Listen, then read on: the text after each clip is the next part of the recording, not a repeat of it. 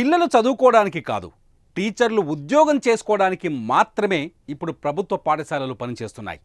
పీఆర్సీలు, ఇంక్రిమెంట్లు, భార్యాభర్తల ట్రాన్స్ఫర్ల కోసం పోరాటాలు చేసే టీచర్లు తమ స్కూలుకు పిల్లలు ఎందుకు రావటం లేదని ఒక్కసారి కూడా రోడ్డు మీదకు రావటం లేదు. ఎందుకంటే అది గవర్నమెంట్ తలలో పని వదిలేస్తారు. అందుకే ప్రైవేటు విద్యది పైచేయి అవుతుంది, సర్కారు విద్యపై నమ్మకం సన్నగిల్లుతోంది. చచ్చిపోతున్న సర్కారు బడులను చూస్తుంటే ఆ స్కూలుని గుడిగా ఆరాధించిన వారి గుండెలు అవిసిపోతున్నాయి. అప్పట్లో మేము చిన్నపిల్లలు అప్పుడంటే కనీసం 45-50 సంవత్సరాల క్రితం ఒక 60-70 మంది ఉండేవాళ్ళం మా కారు వాళ్ళం.